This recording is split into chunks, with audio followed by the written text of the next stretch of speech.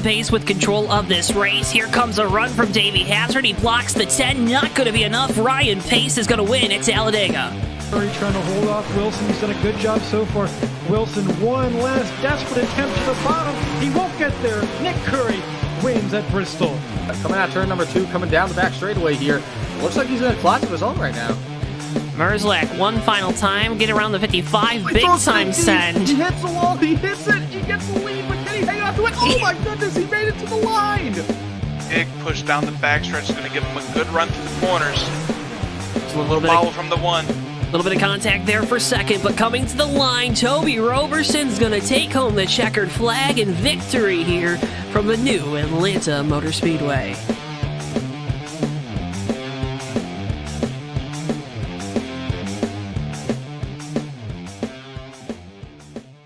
Before I wrap things up here in this segment, your thoughts on the type of race we're going to see tonight? And I would have to agree. Ladies and gentlemen, boys and girls, children of all ages, welcome to tonight's feature presentation of the Maverick Cup Series live from Rockingham on JTN. So glad you're joining us here tonight from The Rock. As always, I'm your host, JoeTowNetwork, joined for the first time in what feels like forever by the one and only Mr. Tommy Bordeaux. Welcome back to the airwaves, Tommy. Well, thank you, Joe. Good evening to you and everybody at home watching. It's good to be back. It's been quite a while, but of course, here at Rockingham, Joe, you know I had to come back for this one. Maverick Cup Series. It's the North Carolina 80. What more could you ask for? Couldn't ask for a lot more. We're going to go for those 80 laps around this about mile of a racetrack here tonight. The Rock, as it is famously known, and these drivers in for a treat. It's throwback night, so of course we busted out our throwback JTN logo for the graphics for all of 2 things. Hey, I sure love that old JTN logo. I remember, Joe, it was not too long, well, it was too long ago at this now, the first JTN throwback race, and of course we've had a few iterations of that logo. Of course, the Speed Channel logo, one of my favorites personally. And tonight, a couple extra special cars out there as well, but of course, I don't think too much has changed as far as this Rockingham track. I mean, it's still Rockingham no matter what, right? But as you can see, a lot of cracks in that surface, going to be a lot of tire wear out here. So we're going to throw back to Texas last week where tires blow all the time, perhaps? We'll see. At least tonight for some good reasons, maybe, right? You're not going to be looking at teams maybe adjusting, manipulating those air pressures too much. Fixed setup here in the Maverick Cup Series, but it's been a season of ups and downs with only 2 races left. How are you looking at these 2 events? Because we already know the championship's been decided. It's going to the 22 at Todd Wilson. If you're behind the wheel of one of these cars like you were originally slated to be tonight, how do you look at tonight's event? Are you looking at, hey, I want to get momentum, data going into next year, or are you still looking at, hey, I just want to win because I have 2 more opportunities left here in 2022? Well, Joe, I'd be here for the wins, personally, at this point. I mean, hey, if you're not in the championship hunt, there's nothing much you can do about points. Finish 5th, you know, if you finish 4th in points, who cares, right? It's all about that win. And bringing home the trophy, I'm sure, is the goal that everyone's going to have on their mind tonight. Todd Wilson, of course, at this point, doesn't really matter too much to him, but he'd like to, of course, just reiterate the fact that, hey, I'm the champion and I'm that guy. But everyone else is going to want their shot at the trophy too, and I'm sure, Joe, it's going to be action-packed up front, especially if we get some long green flag runs in. Watch for the comers and goers on tires, just like we always see here at Rockingham. Comers and goers, and when you make that pit stop, going to be oh so important. Throwback night as well here tonight. We're looking at the 30 Xavier Brown and the Ricky Hendrick throwback, HendrickCars.com on the side of that Ford. Never thought I'd say HendrickCars.com Ford, but here we are. And a good-looking number 30 car tonight.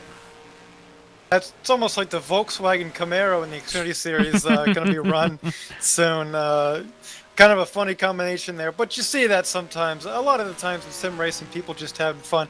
I know I've run GMAC on a Ford before and a Toyota as well, so I'm no stranger to that. Let's see if we got any others out here. You see the 36, Mark Snyder, doing a throwback to his time racing or driving with the Richard Petty driving experience there with the 36. Nice bright yellow and red colors on that car. Yeah, and speaking of bright cars, how about the 50? You've got the Kenny Irwin Jr. Nerf throwback for Mike Carroll. Very flashy car. Love to see that. It's a good paint scheme, and I'll tell you what, it looks great on a Gen 6 as well. Just as it did on the Gen 4 back in the day. Got any others out there right now? The 82 is like a really weird throwback. That GM Goodwrench Services Honda Accord with the Rainbow Warrior paint scheme on it. It's a little bit of everything on that one. It's got a little bit of everything. And then you see Benjamin Snyder in the 28's got the Davey Allison throwback on that car here tonight. Always a classic, always good, and definitely enjoy seeing all these throwbacks out here. Joe, of course, my favorite part might be the track. I do love Rockingham, and that's why I'm looking forward to seeing what these drivers can do in those throwbacks at a throwback track. Joe, Maverick has gone on for almost the whole season now. You mentioned Todd Wilson being a champion. We've had some what should I say, spicy moments, I think, throughout the season. Yes. Do you think we'd see anything like that tonight, late in the going? Like we mentioned earlier, just a lot of guys going for wins at this point. I mean, at this point, I'd be shocked if we didn't get one of those moments. It seems like we get one each week. I think there's something for everyone here in the Maverick Cup Series is a very nice way to put it, right? It's been an up and down year. I think a lot of drivers would admit to that, but with 2 races left, it's all about building that positive momentum going into 2023, building momentum into the FTR Winter Series that'll be coming up as well. It's all about building momentum here and kind of putting those things hopefully in the past that maybe you don't like and capitalizing on a lot of the good things that have been done this year with the Maverick Cup Series. So that's definitely what I'm looking forward to tonight. I mean, what was your favorite moment of the year if you had to pick one out?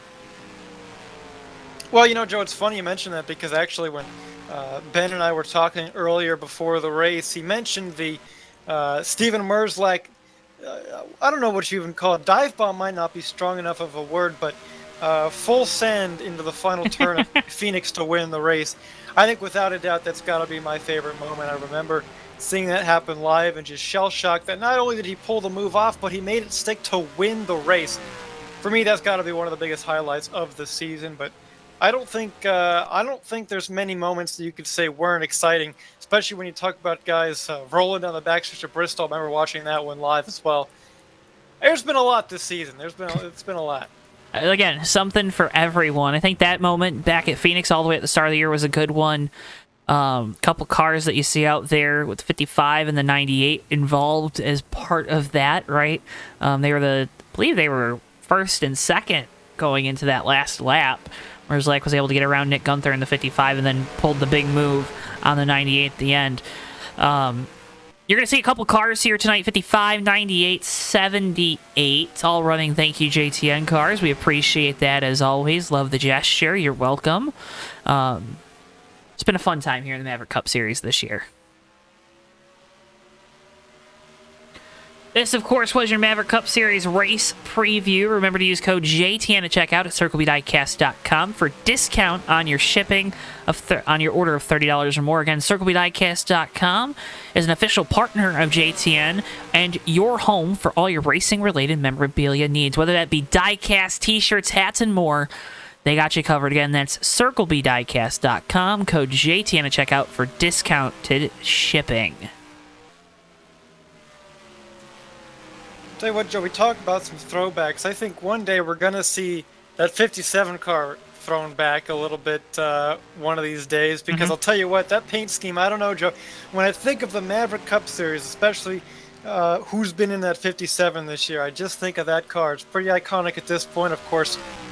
Mike Seneca in that car at Daytona and a bunch of the other races. Tonight is Joshua Mercurio, but boy, I'll tell you what, that is probably one of the most iconic paint schemes from the Maverick Cup Series this season, along with Todd Wilson's 22, of course.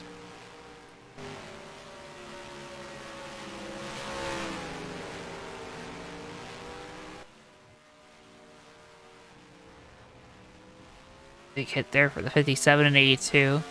Wilson, of course, has been running the tribute scheme all season long to Autry Waits with that 22 car.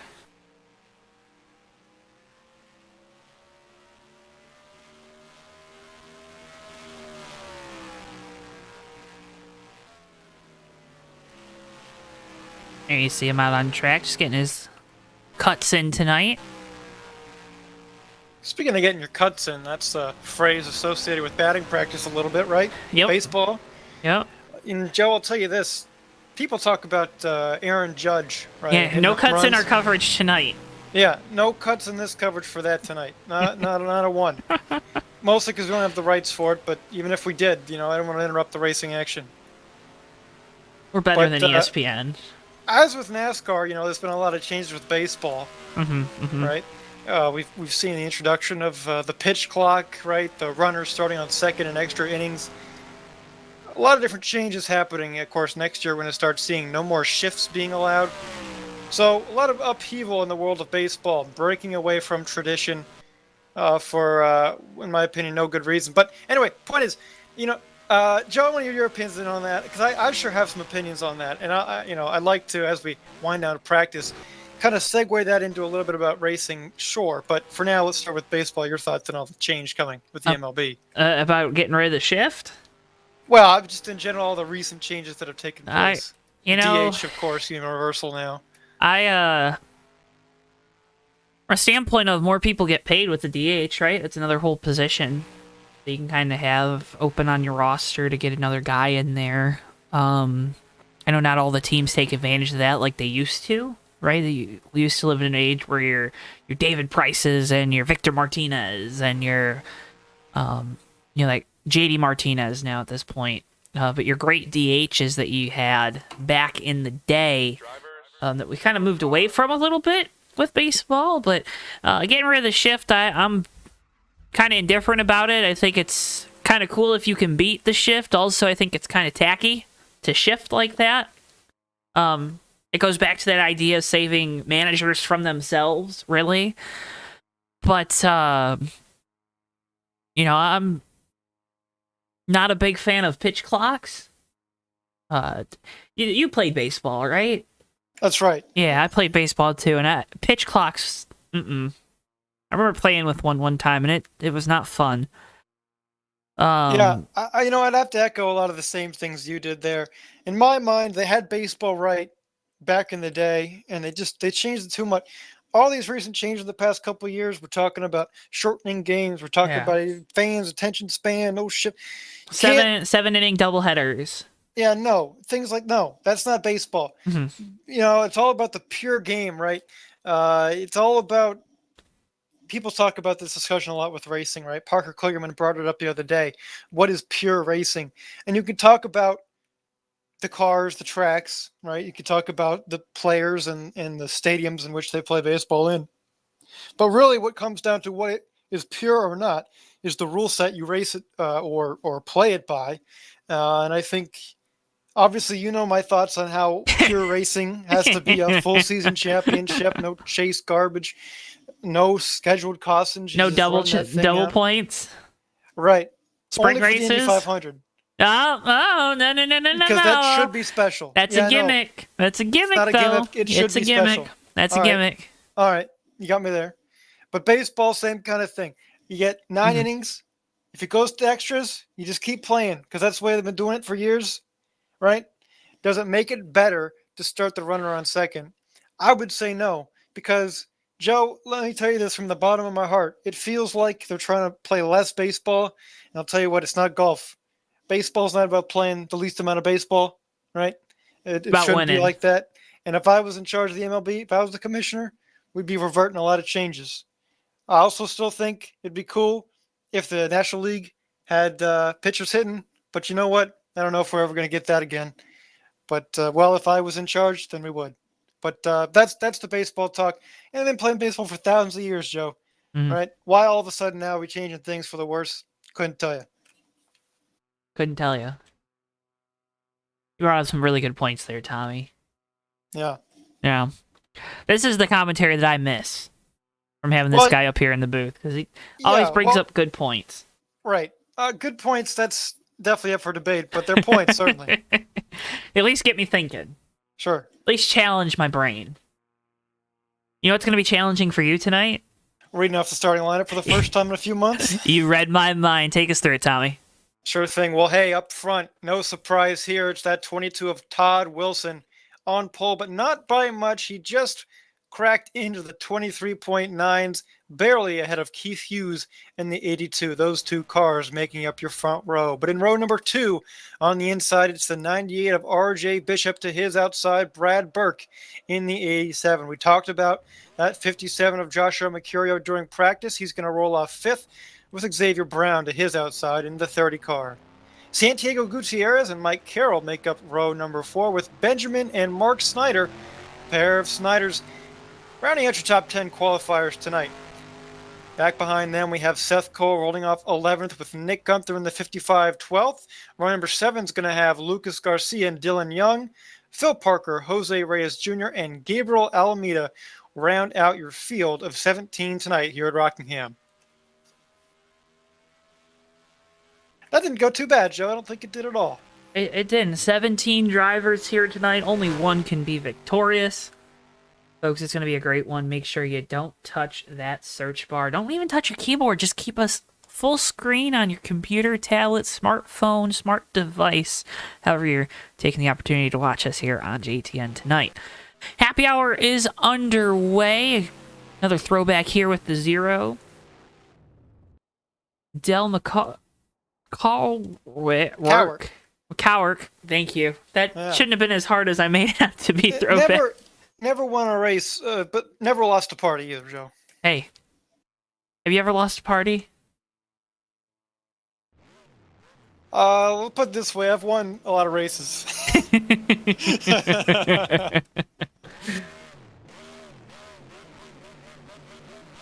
Drivers meeting taking place right now for all these hopeful teams.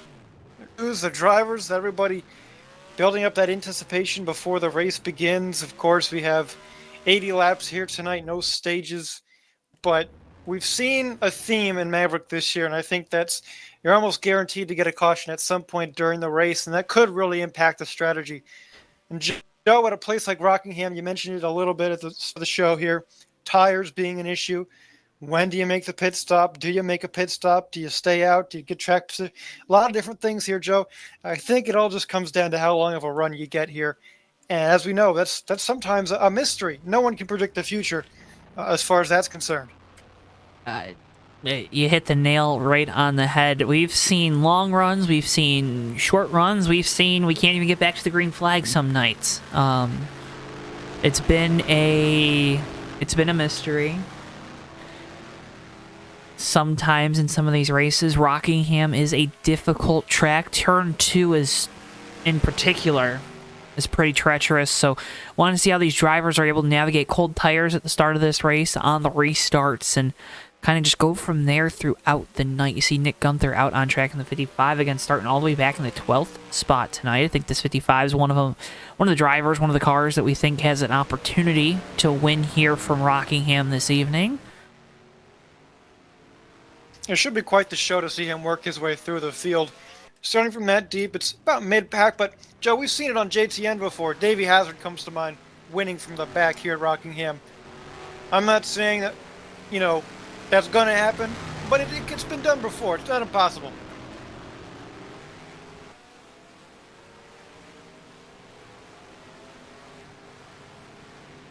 It's possible. What was the tagline? There's a tagline. Something possible. It's possible with popsicle. That's what it was. Yeah, that went a completely different direction than I was expecting, but you're right. It sure was. Maybe I don't need to understand. I mean, it's just such a mystery. That's a philosophical question. Have you ever thought about that? Like, do you need to understand mysteries? So, you know what's very interesting about that, Joe? What's that? I was thinking about that today. Uh-huh. Now, I don't think it's a surprise. Big guy into space. I like space. Like thinking about space. I like space exploration and all that jazz, right? But I watched a video about from a very good YouTube channel called History of the Universe. It's History of the Universe, of course, right? But it goes into different topics too, talking about This one in particular, is the universe infinite? You know, what is out there beyond the observable universe? How big really is the universe? Hmm. Things like that. And the question of infinity is unknowable, really, Hmm. incomprehensible to the human brain, right? And how would we ever really know that the universe is infinite if we don't even have the ability to look at an infinite thing, right? I mean, there's no way to measure or test that. The only way we're able to measure things or test things is the finite, right? Not Hmm. infinite. And so that got me thinking, the question of is the universe infinite or not, is that a question that I really need to know the answer to, right? Because that's not going to really impact me day to day, right? Right. It's still interesting to think about, but I don't think I need to drive myself crazy wondering about the answer. Hmm. Because also think about it this way too, and this is something that is depressing a little bit, but Well, let's you not know, go there despite then. our well, no, I'm just but despite our best efforts, you know, we're probably not going to travel at the speed of light, and if you did, things get messy. So you're probably not going to visit anywhere in my lifetime, unfortunately. Too deep in space, anyway. So before we have a mental breakdown, here's your starting grid. And mercifully, happy hour has ended and the race is about to begin. My fat fingers hit the wrong button too, so you have to see some behind the scenes stuff there for a second. Command coming here shortly.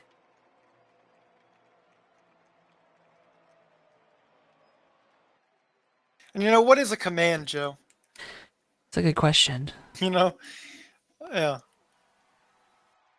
Anywho, hey, here we are. Maverick Cup Series, you and I in the booth. It's been quite a while. I want to say one of the last times I remember broadcasting with you at Rockingham, not only was the Cup race from the US World Cup Series, but I believe we did a Dash Series race together at Fast. Is that correct? That sounds right. I know I've done one. Right. I believe, in fact, that was one of our first broadcasts, maybe, too. Sean Whitehill was in that race, I feel like, Hmm.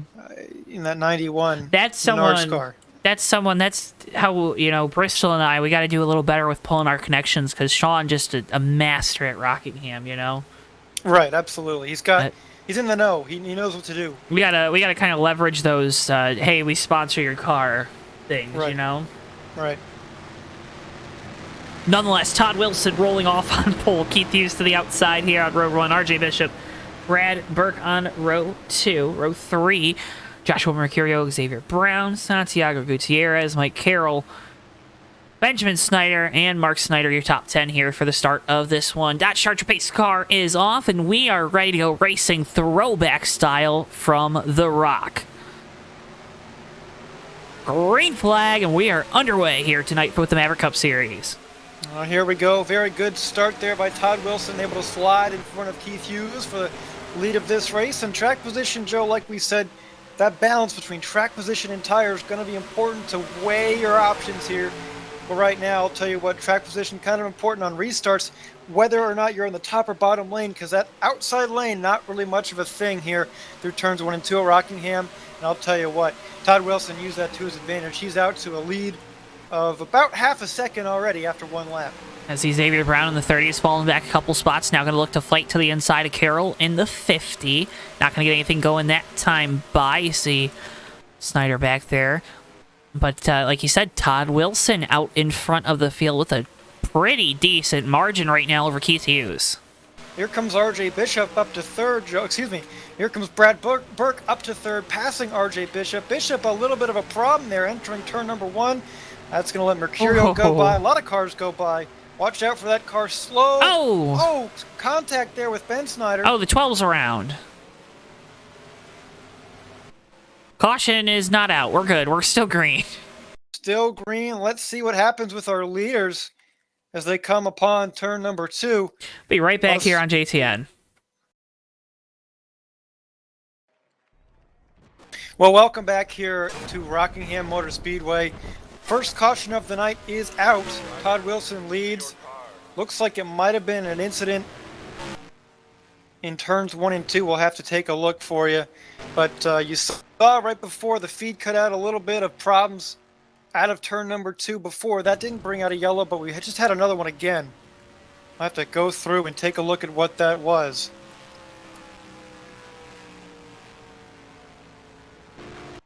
I don't see the pace car out on track.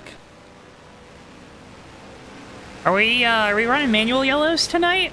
I think that is what we're doing, Joe, because I'll tell you what, these guys, unless they're just all deciding to single file be in line at 70 miles an hour, other than that, I don't think, I think we're actually doing some manual yellows here for the first time. A little bit of a preview maybe for next season. I know there was a lot of talk from the admin group doing those for next season, and a little bit of a trial run here tonight.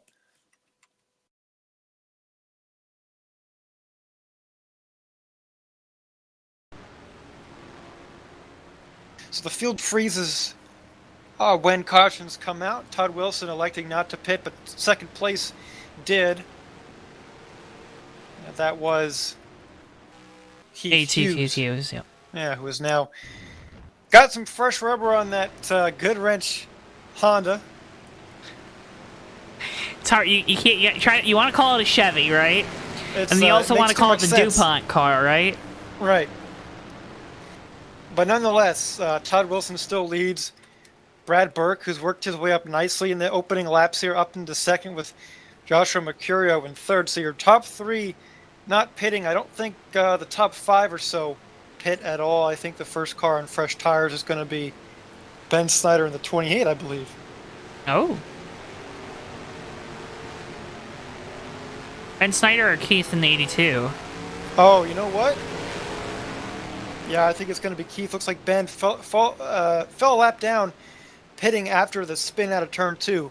That did not bring out a yellow. So, yeah, Ben is a lap down there. So it looks like Keith Hughes farthest up with fresh tires. Got to be interesting to see how well they work. We didn't have too many laps on the old ones, so we'll have to wait and see. Our back green here from Rockingham. Top 4 are all single file. Top 5. Further on back, got double file. Mark Snyder, Ben Snyder, here towards the back of the field. 36, going to get loose off the corner. So does the 28. Big save. Good save by Ben Snyder down the back straightaway. So far, things clean and green so far. Santiago Gutierrez and that Delmer Cowart throwback working his magic on Joshua Mercurio. He's silently been up there in the top 5 all night, and I'll tell you what, hanging up with these guys up front, we've seen Mercurio have a lot of good finishes. Brad Burke seems to be up there a lot, and of course Todd Wilson, the champion to be, the class of the field really, but pretty cool to see different guys up front, and a nice looking car, of course, that Cowart throwback. And Santiago's had a lot of really good runs here as of late in the Maverick Cup Series. It's been really fun to see this Zero team progress and get better and better throughout the season, and now up inside the top 5 each and every week. So a good run going here tonight. Rockingham, we talk about trying to get momentum at the end of the year. Well, this Zero team, they have it right now going into 2023. Seth Cole in the 78 working on the outside of the 42 of Dylan Young. That's going to be a tough move, but looks like he's going to try and make it. Going to be 3 wide off of 2. As that 50 of Mike Carroll gets up into the wall a little bit, able to keep off just enough to maintain that position. And Seth Cole's going to slide on through. Here comes Keith Hughes through now on those fresh tires. Keith Hughes with the newer tires on that 82 right now, working his way up through the field, doing a good job. Oh, big moment there for Phil Parker in the 99. He's into the outside wall. Going to be going around. Goes around. Let's see if he stays off the surface. We might still keep it green. He's got it righted. I think we're going to stay green here. I have a feeling cautions aren't turned on.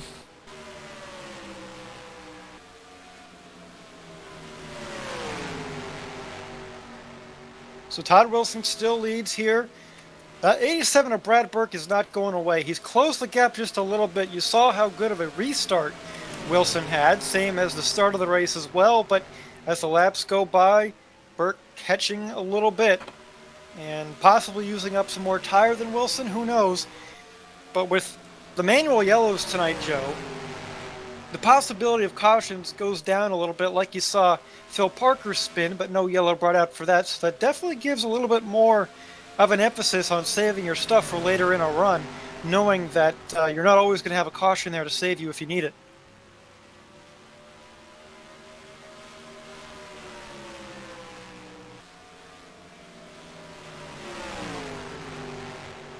Gonna make things a little more challenging for some of these folks, right? I would say so. But speaking of no challenge, how about Keith Hughes? Already up inside the top 5 on those fresh tires. Really did a nice job getting through the field. Of course, he's about 5.5 seconds back from the leaders because all that traffic he had to deal with. But all things considered, he's got a clean race car. He's still got fresher tires. His next up on the list to pass is going to be Santiago Gutierrez, like we talked about, up there in 4th. He's about half a turn behind or so right now, maybe a full turn, if you will, but catching. Oh, problems in turn number 4. Brad Burke, Benjamin Slater, Jose Reyes Jr. getting together a little bit. We still stay green. No one went around, but a little bit of an incident there. Get with your some lap traffic. Get your replay what happens. 12 cars in the wall, 28's into the wall. They both stay straight. There's the 87. Brad Burke coming on through. It's going to really split up that top 3, though, Tommy. Yeah, they're very spread out now, and that's actually a good thing for Keith Hughes, though, able to close the gap to them a little bit even more.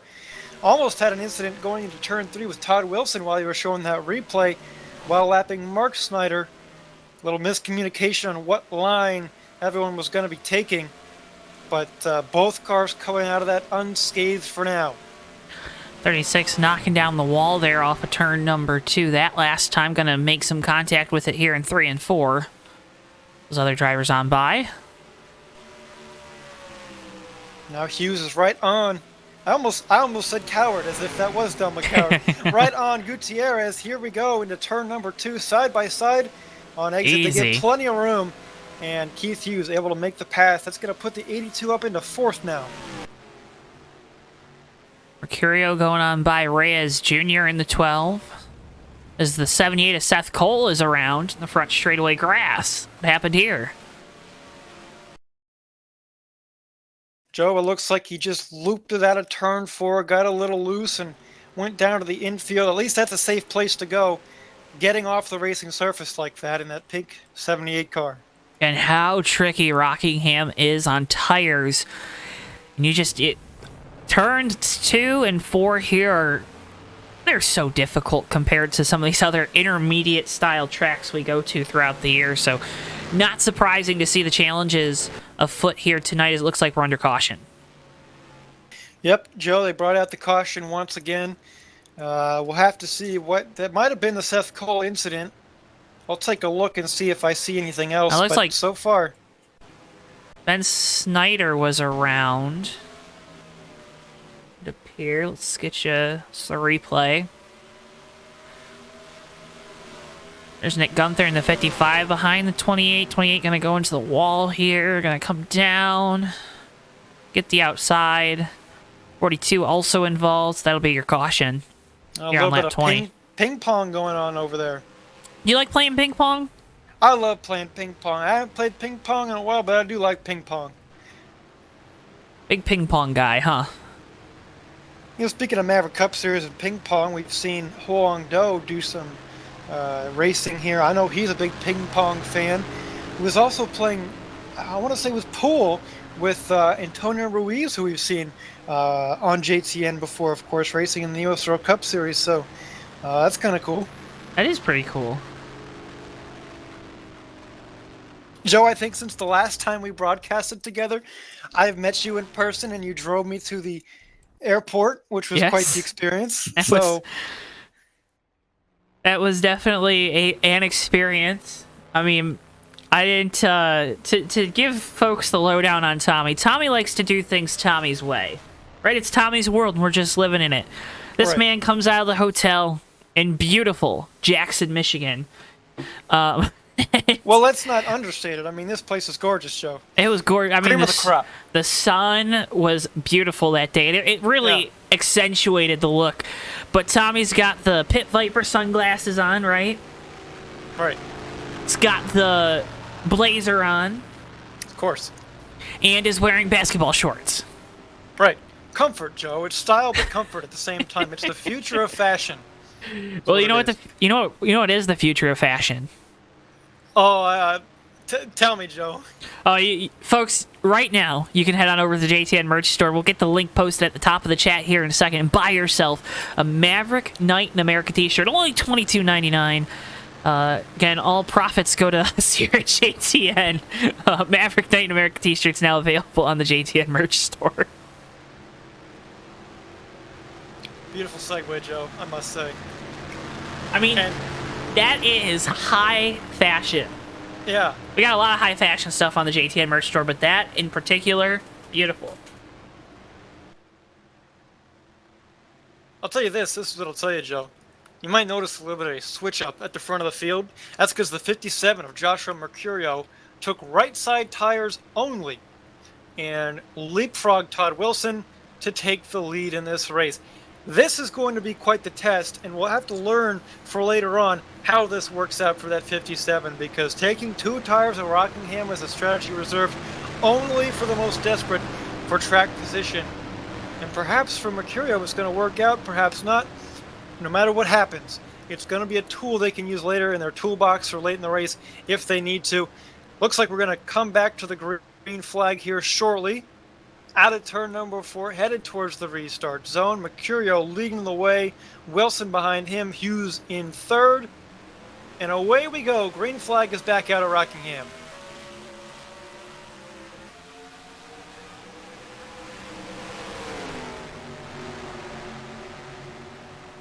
Field makes their way down through turns 1 and 2. Leader Mercurio has a decent lead. You see Brad Burke challenging Keith Hughes there on the outside 82 to not get a good restart. No, not really, and that's going to be tough because you saw how much work he had to do to get through the lap traffic to get to where he was in the top 5. Well, now he lost a few spots. He's going to have to work out even harder to get back up into the top 3. But right here, Mercurio getting challenged by Wilson on the inside. 4 tires, usually better than 2. And I think right here we're going to see that Wilson able to clear Mercurio as he bounces off the wall. And that also allows Brad Burke to get into second place following that yellow 22. Keith Hughes still fighting with Mercurio for the 3rd spot. Going to have help from the 0. No, Santiago looks to go 3 wide, thinks wiser of it. Going down into turns 1 and 2. They're still going to be side by side for the 3rd position. Loser of this battle falls back to 4th. Winner takes 3rd and has a little bit of work to do to get up to the top 2. So far, side by side, not going to be good for any of these drivers. The more time you spend side by side, the more time you lose to those cars in front of you. Keith Hughes able to make the pass on Mercurio, but now here comes Gutierrez, really dove it in there in turn number 1, able to make it stick, and that 0 car up into 3rd place for the first time tonight. What a move by the 0. Santiago Gutierrez moves up onto the podium for the first time tonight with a power play. They're coming off of turns 1 and 2. Hockey season is upon us as well, Tommy, as Hughes falls back to 4th and Mercurio has gone from the lead all the way back to 5th.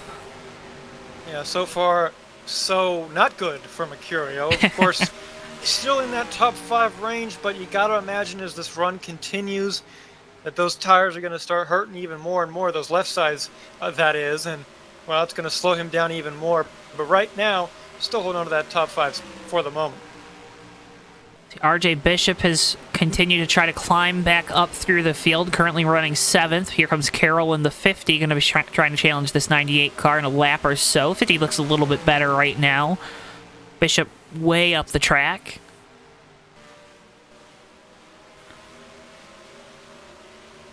Definitely thought that after Keith Hughes got past, it was would have been able to stick with Gutierrez, but so far this 82 really hasn't been able to do that.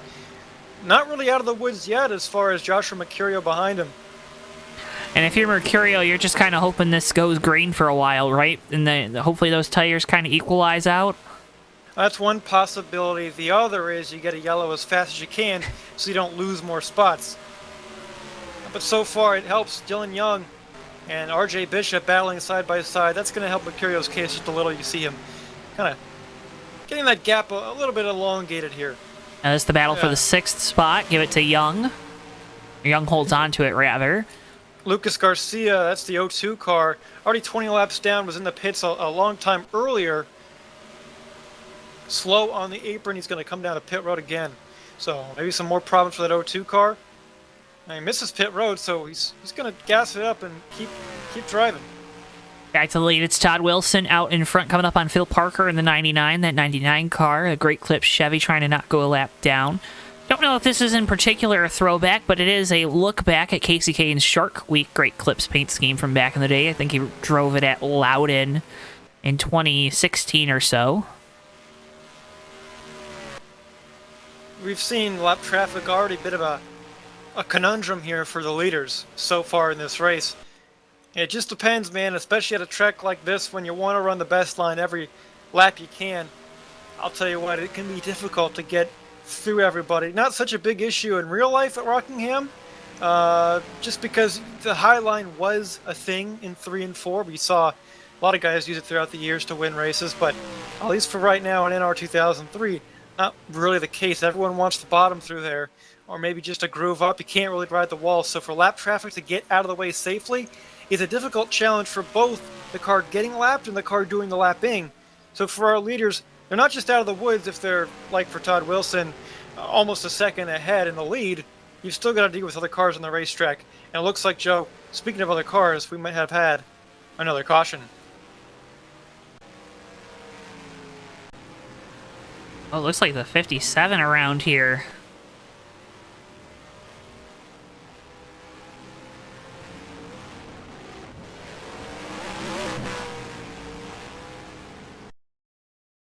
Of Mercurio.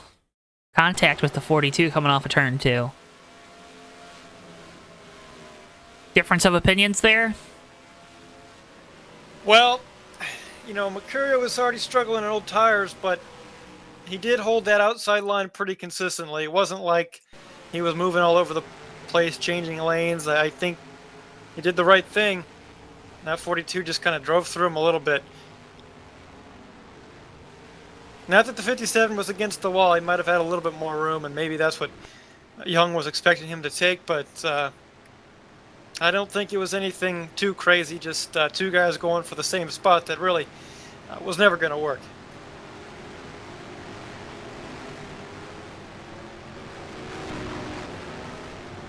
So Todd Wilson is still your leader. Have to think there's going to be some pit stops here after running, about almost 20 laps there under green. Probably not actually, but decent little green flag chunk here as we're approaching halfway on this one. Wilson going to lead everyone on down the pit lane. No surprise that everyone's here to get fresh Goodyears on their race cars. Also would be surprised, though, if someone were to take 2 tires again. Mercurio, well, things didn't really work out for him even before that yellow flag incident to bring the caution out. But I would venture to guess, Joe, that we're going to see, unless we get to a green-white checkered scenario, everyone taking 4 tires at this stage of the race. See cars down on pit lane. How worried are you now about having a long green flag run? Because we talked about it in the show open. You know, it's not like that's been the precedent set this year, but those long green flag runs, if you're not prepared for them, if you don't make the right calls, they really can kill you. I think we were starting to see that with the 57. Well, yeah, it's kind of a gamble sometimes. I mean, obviously you can race as hard as you possibly can early in a run and try and make up those positions with the knowledge that maybe you're not going to get a caution to help reset your tires to everyone else's, right? So if you continue to run the race green and not have the yellow flag, your stuff's going to be more used up than the guys behind you that you pass. Now they're going to just pass you back, and especially at a track like Rockingham, it happens all the time. I am often a guy that has trouble saving tires, and so I've felt it way too many times. Mm-hmm. But maybe you just have to play to your strengths, Joe. I mean, if your weakness is you're not good at saving tires, you just have to be aggressive early on to get the most speed you can out of the car for a shorter amount of time, catch that lucky caution. That could work in your favor, but either way, like we've said before, no way to predict when the next yellow is going to come out. So it is, like I said, a little bit of a gamble. How much of a gambling man are you? Put it to you this way. I enjoy playing blackjack. That doesn't mean I'm putting the house on it, but it's a fun game to play. You ever play euchre? Euchre? Yeah. No, I don't think I never even heard of it, to be honest. That's like a Michigan Midwest thing. So Yeah, it sounds a lot like it. maybe you got some family that knows how to play it. That's a possibility. Possibly coming back to green this time. Honestly, we are in the dark there. Let's see where we go. Nope. Nope. Yep. Green flag. We're back underway. These Seems like restarts.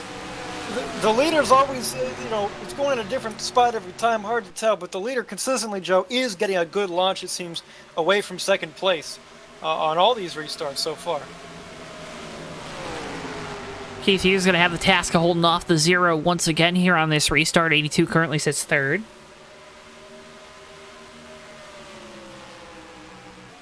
Shout out to RJ Bishop and Mike Carroll inside the top 5 for, I believe, the first time tonight, or close to it. Well, Bishop started there, right?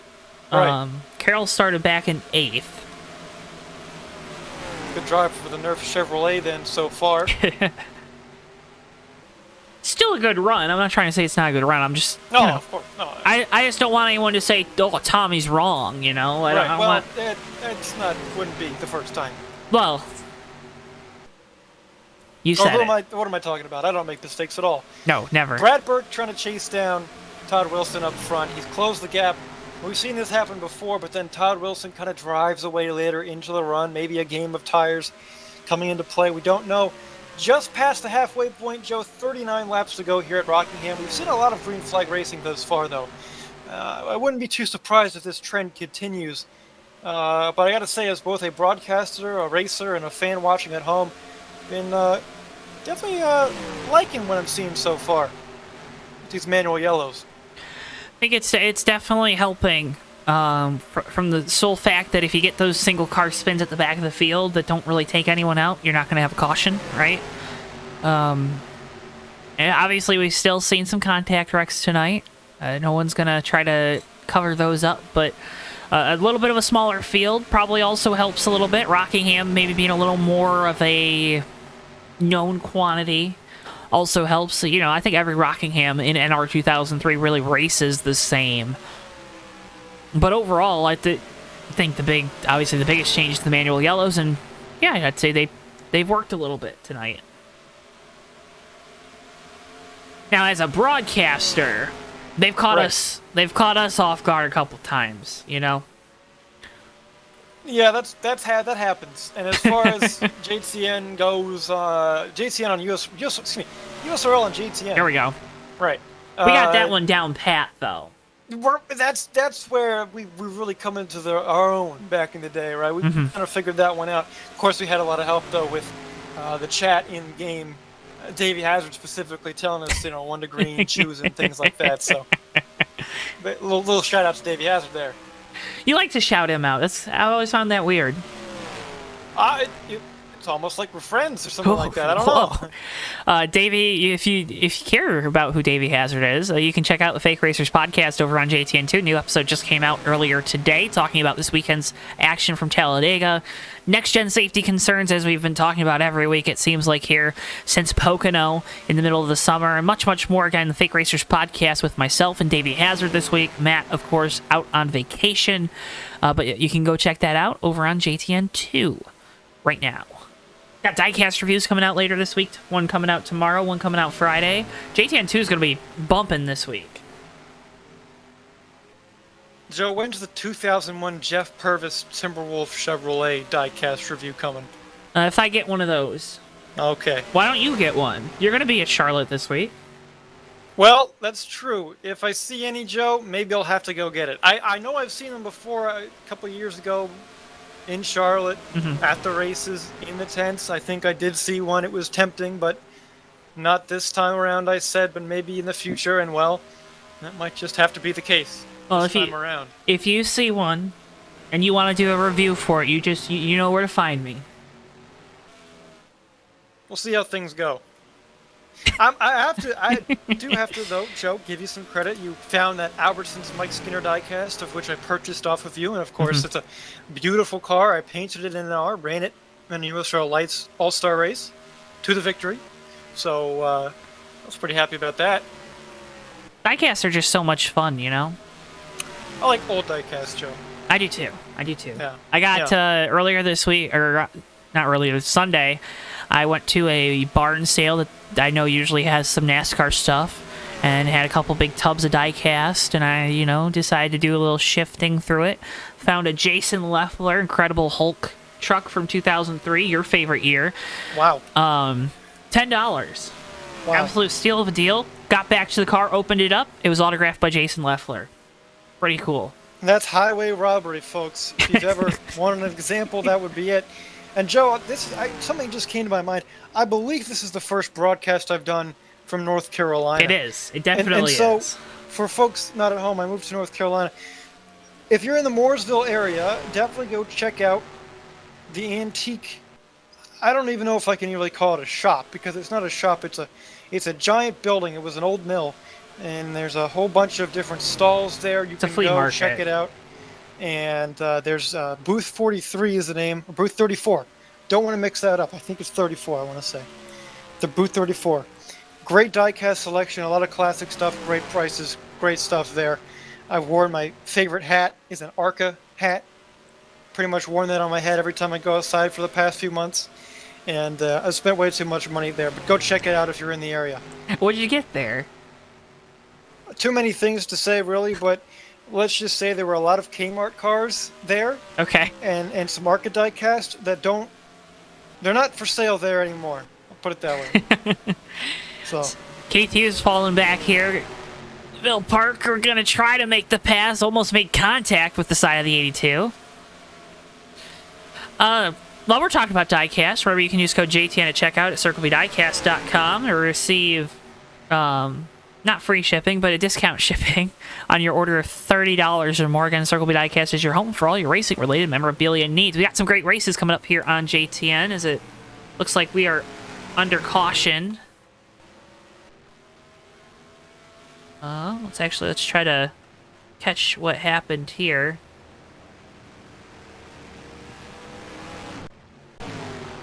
Oh.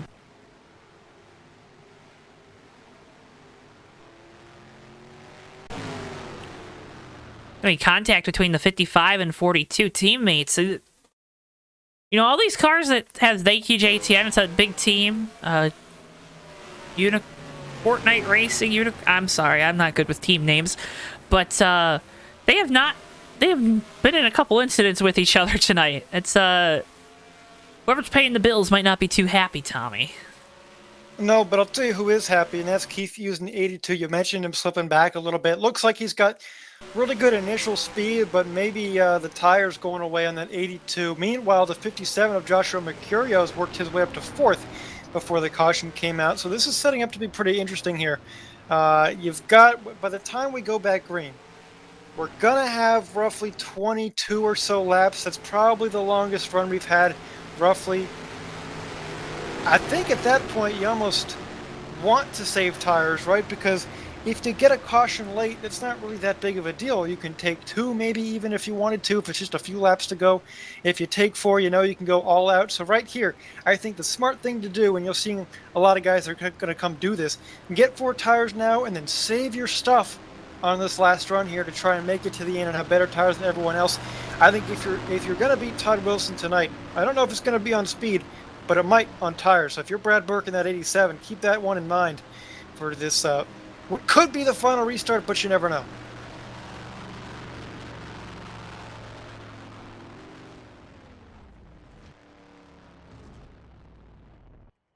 Santiago Gutierrez slipped through his stall a little bit, so that's going to cost him some time on pit road. He was running in 5th before the caution came out, so might have some lost spots for the 0. I know he's going to not like that, but the crew doing a good job to get him out and away.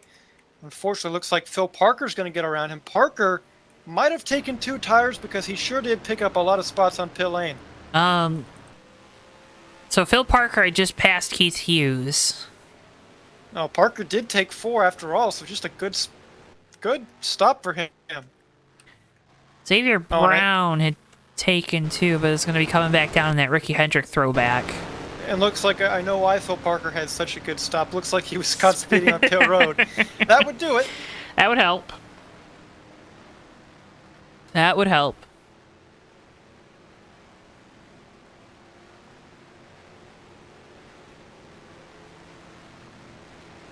Well, all right. So Todd Wilson, just at the stage here for this restart, is going to be your leader with Brad Burke in second. We've seen that one for quite a bit tonight, so no surprise there.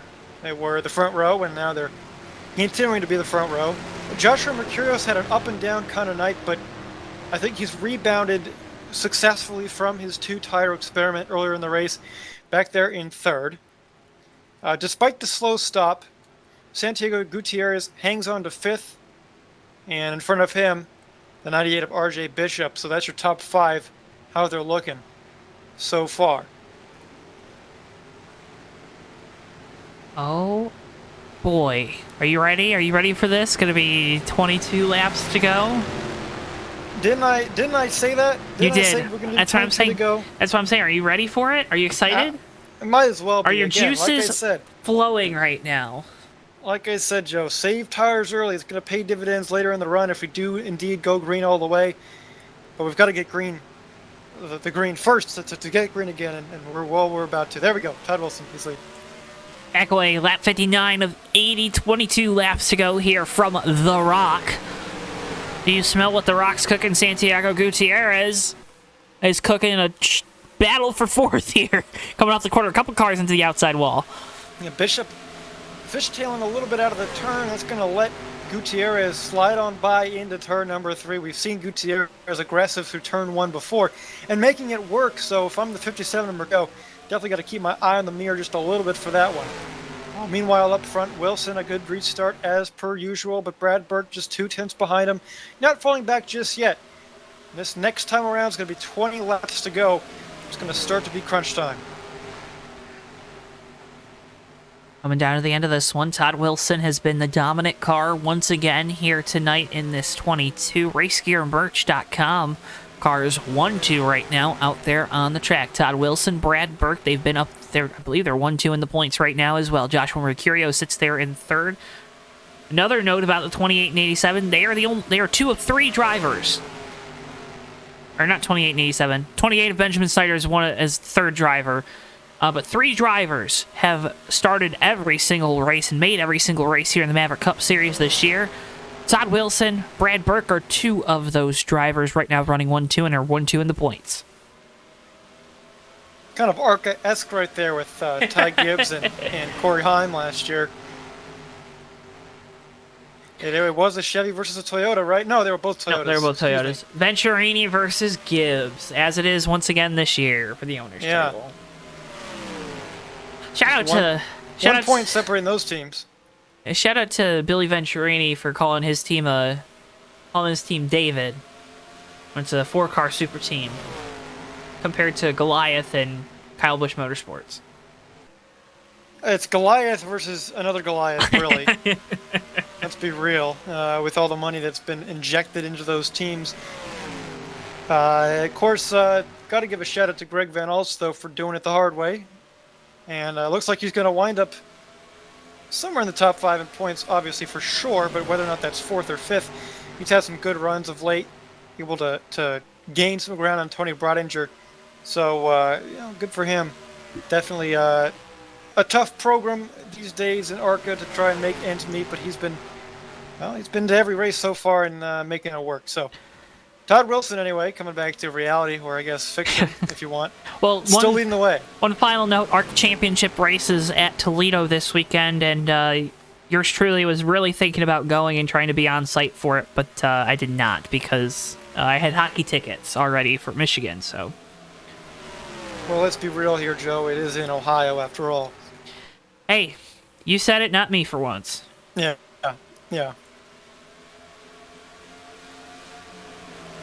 So the top 3, pretty stagnant from the restart, yet not really a runaway here for Todd Wilson. Burke is lurking, Mercurio a little bit far behind, but those top 3 all still within a second of each other.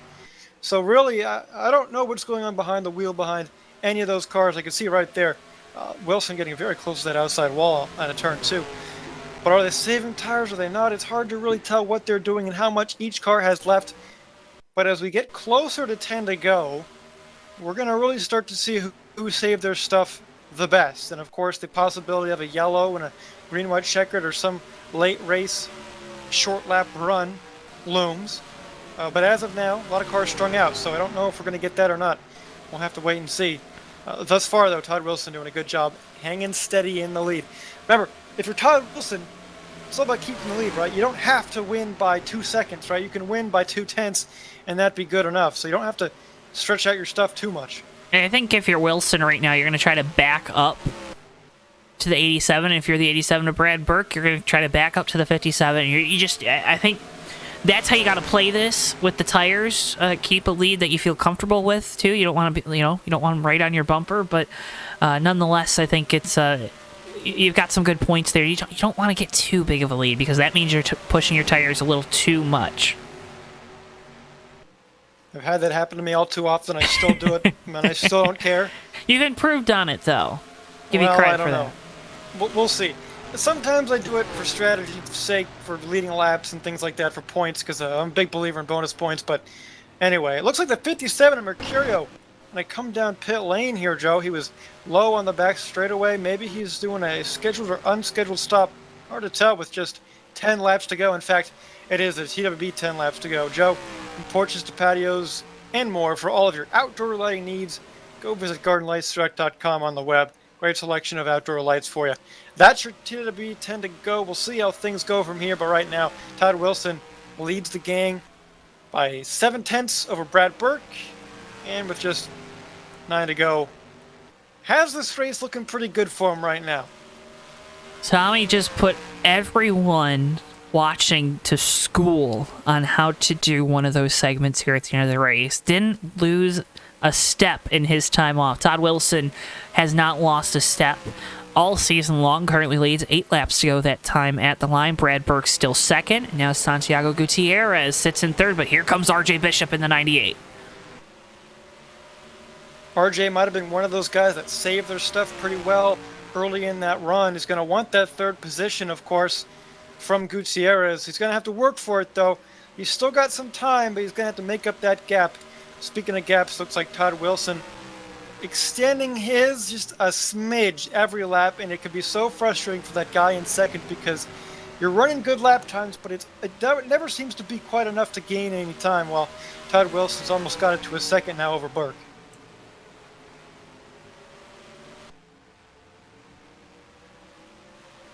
Zero of Gutierrez is closing in on Burke as well, so this battle for second, right now a battle for third, but could brew into a battle for second, is heating up here in the final 7 laps. 6 laps now. RJ Bishop all over the 0, Santiago Gutierrez. Gutierrez all over the back bumper, the 87 of Brad Burke, as there's contact! Oh, no! Both cars in the wall, and this is going to bring out a caution. And that's going to set us up for one of those newfangled green-white checkers, most likely. Oh, boy. Well, Joe, we talked about it a little bit throughout the race, a situation like this happening. That was Todd Wilson's worst nightmare to see that happen in his mirror, because now, who knows what's going to happen. Saw it live, see it again here on replay. 98 RJ Bishop just too hot into the corner, gets into the back bumper of the 0 of Gutierrez.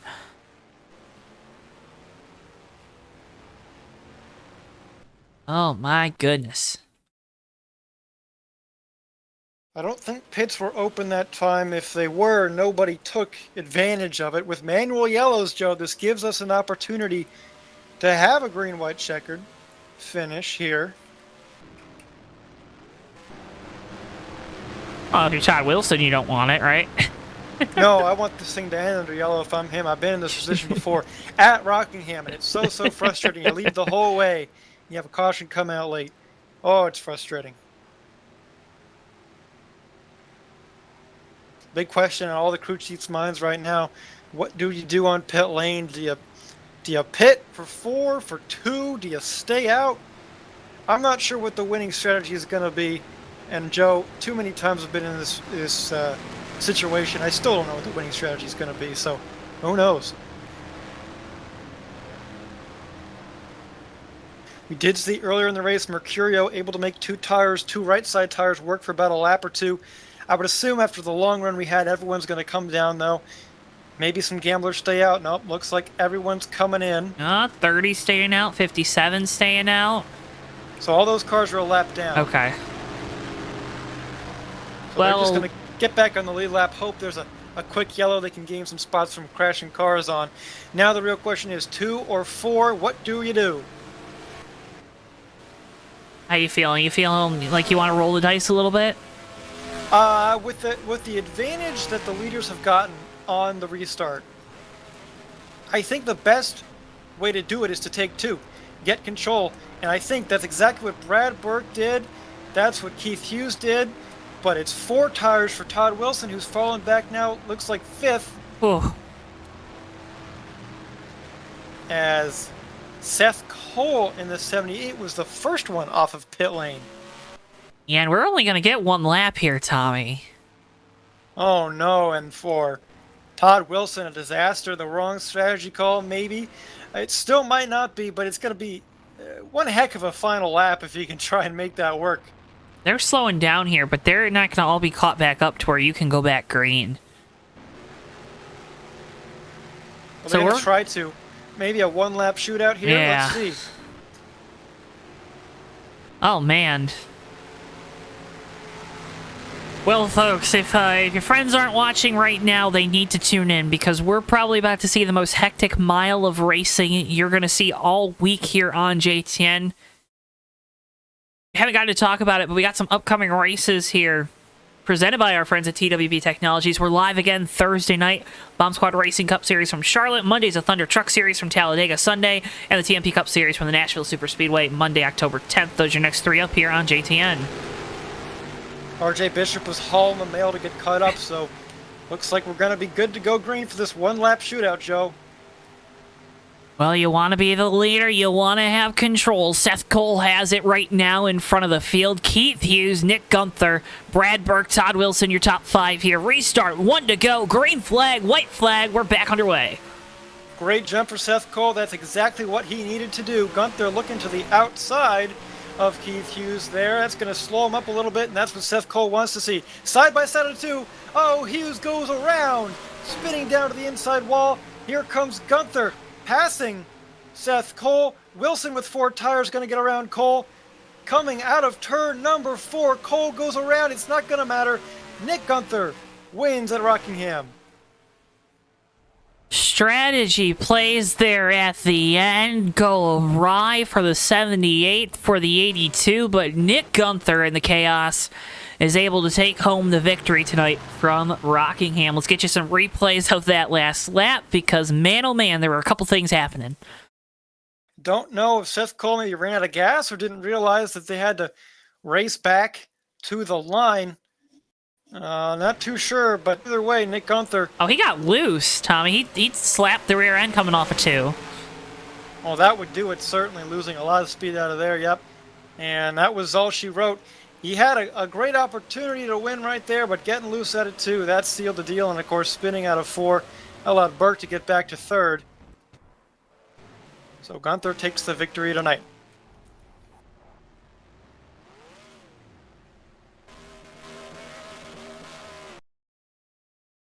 So Nick Gunther burns it down here from Rockingham. Your winner in the second to last Maverick Cup Series race of the season, folks. Remember, join us here in post-race. We're going to talk with our podium finishers. Again, we're going to be live next week, same time, same place. Season finale, Maverick Cup Series. You're not going to want to miss it from the Homestead Miami Speedway. Again, coverage kicking off 8:30 p.m. Eastern Time.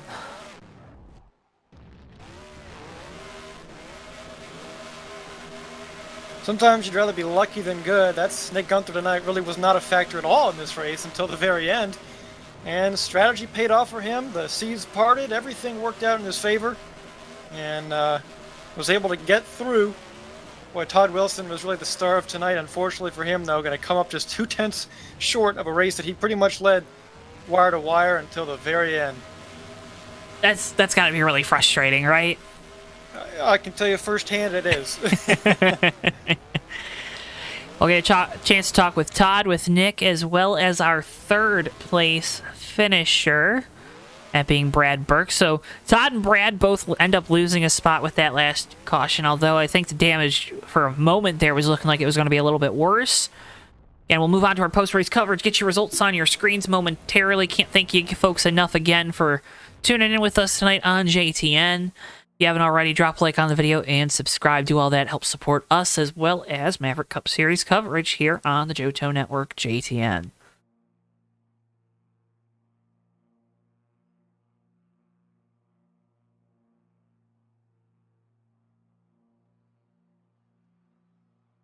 All right, Tommy. Well, let's go ahead and begin by bringing in our race winner, driver the number 55 Chevrolet, Nick Gunther. Nick, you got a copy? Oi, how's it going, Mr. Joe and Tommy? Or wait, is that really Tommy up in the booth today? It is. It is. And what a surprise. Nice little cameo appearance today. It's going pretty well. We saw a fantastic race here tonight, but man, strategy. You only led one lap all night, and by golly, it was the most important one. Of course. I mean, Rockingham's always a track where you got to save your tires more instead of just being fast all along. I thought I ran out of time, honestly. I thought, like, during that last restart, before the final restart anyway, I thought I ran out of time. I was, like, pushing as hard as I could. I think I was about 4 seconds away at the time of the caution came out. So I think if that caution would not have come out, I don't think I would have had a chance to win there. I think I was just too far gone. I was a little bit too passive on the tire saving today. How much of a battle is that? Was it just maybe a misjudgment of the runs tonight? Like, what when you say too passive, too conservative?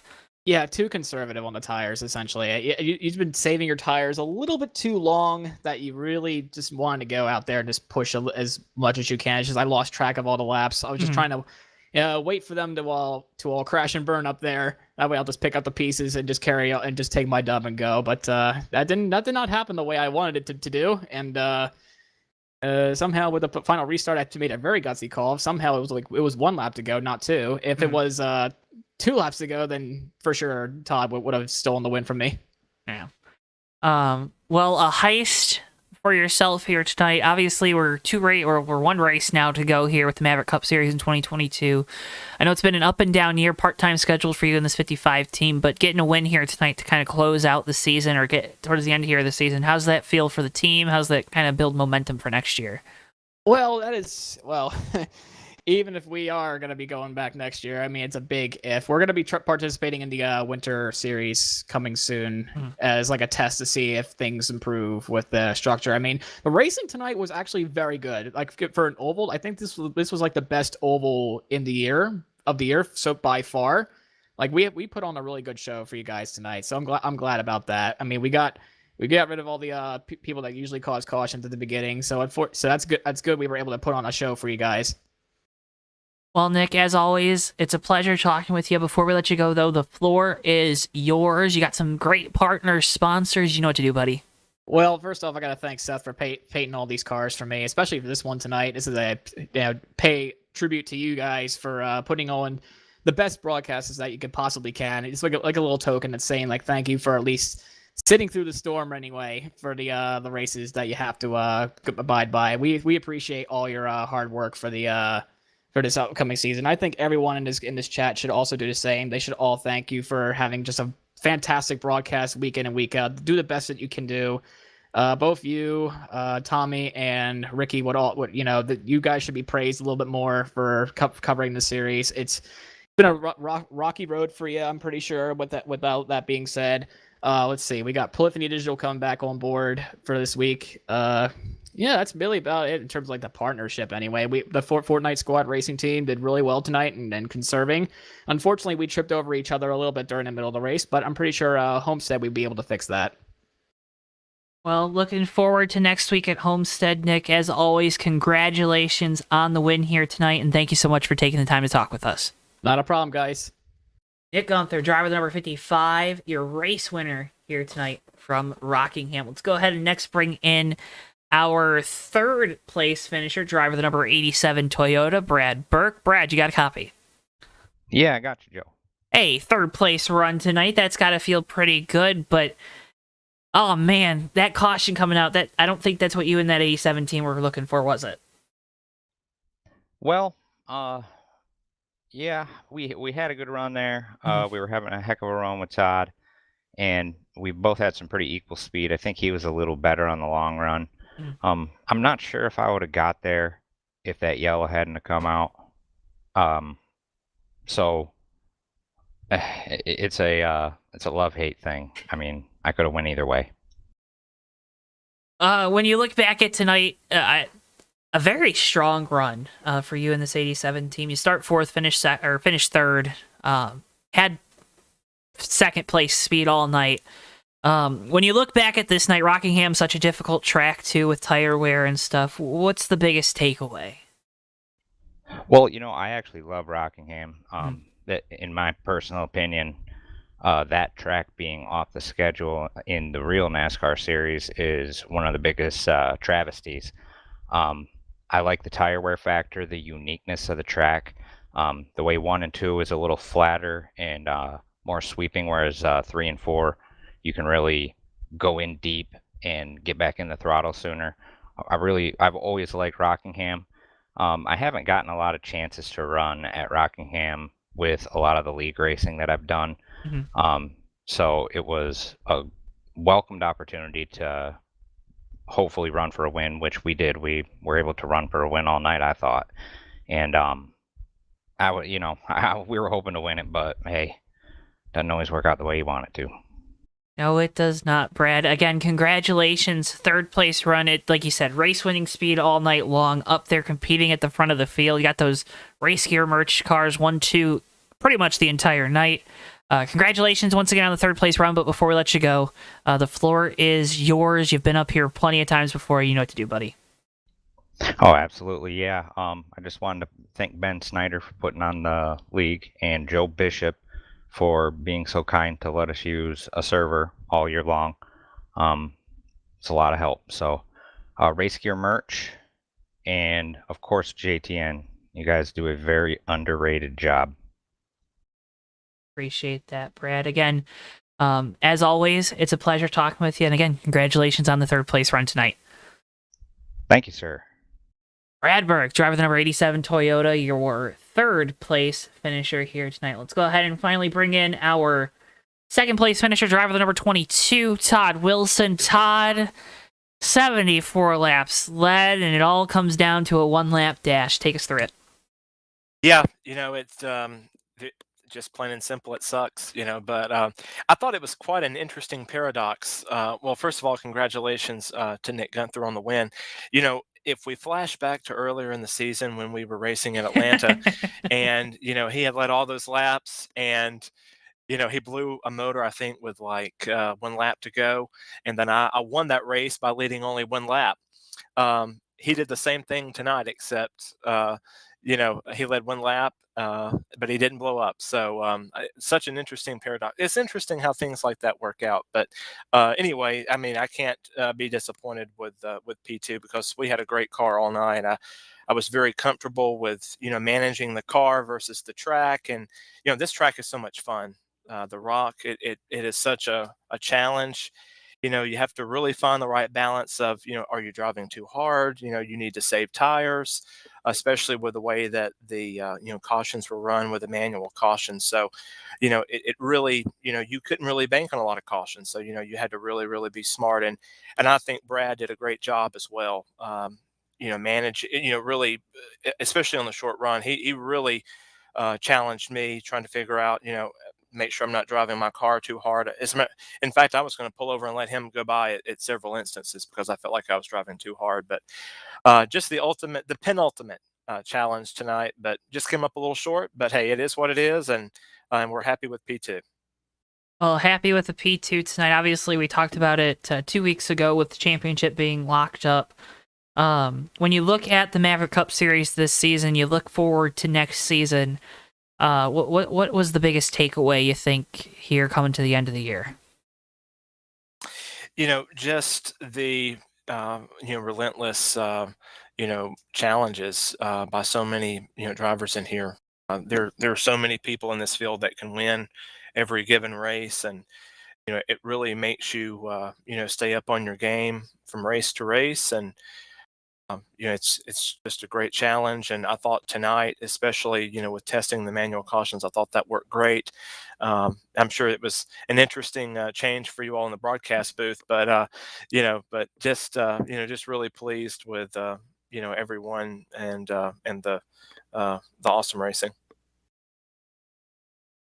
Todd, as always, it's a pleasure to get the opportunity to talk with you. Again, congratulations on the second place run. I know it's not where you wanted to be at Night's End, but still nonetheless a great run, a great season. You got one more shot here next week at Homestead. Before we let you go, though, the floor is yours, buddy. Show them why you're the best at what you do.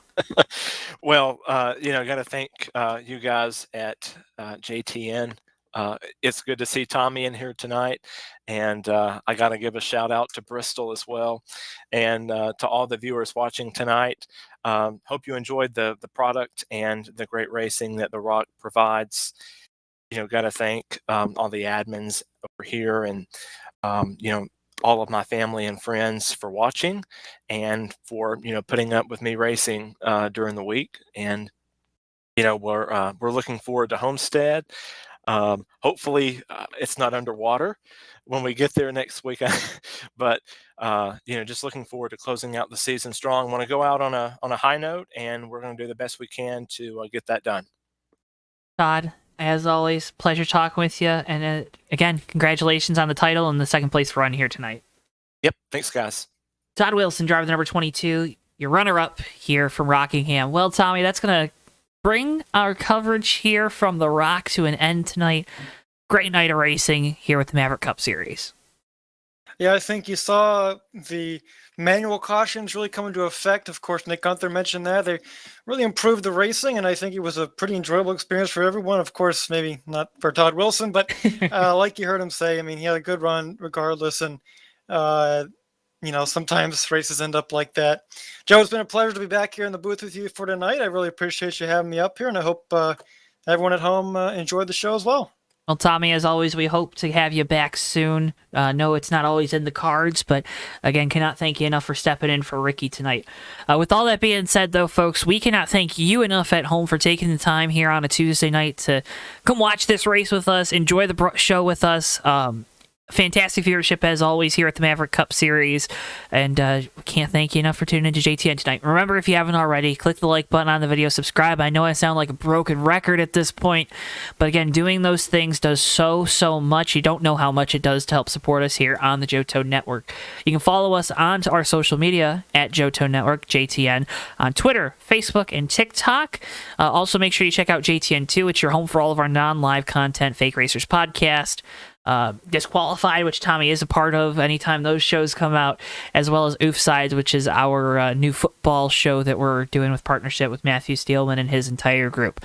With all that being said, though, again, folks, cannot thank you enough for tuning in. For all of us here at JTN, for our producer Bristol, for Tommy Bordeaux, I've been Joe Twansky. Thank you so much. We'll see you guys next time live right here on JTN. So long for now, folks. Yeah, and they're going to be 3 wide coming to the checkered. Never mind, they're going to be... Oh!